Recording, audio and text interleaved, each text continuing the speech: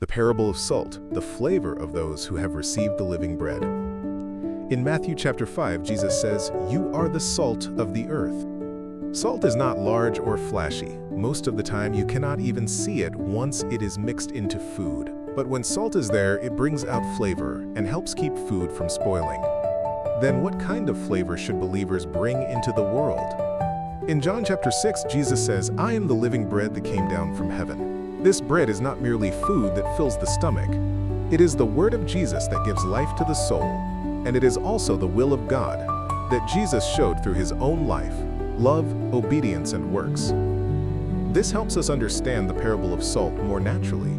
It is not that the living bread of Jesus lacks anything. Rather, those who have received that living bread must now live in a way that reveals its flavor.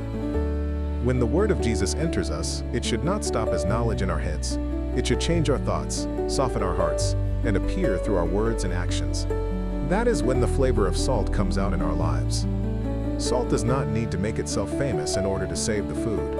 In the same way, one warm word to a tired soul, one small act of service to someone who is falling, or one clear word of life to a soul wandering without the truth can become strength that helps that person live again. But Jesus also warned that if salt loses its taste, it is no longer useful. This is not simply about whether someone goes to church or speaks the language of faith.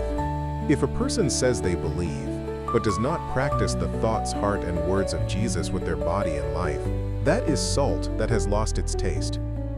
If we have heard the word but our words do not give life, and if we have learned the truth but our actions do not show love, then our faith cannot bring the flavor of life into the world. Jesus did not call us to chase a great name. He called us to become people who may look small yet are truly needed, people who prevent corruption in hidden places, add the flavor of life to dry hearts, and help one soul find strength to return to God.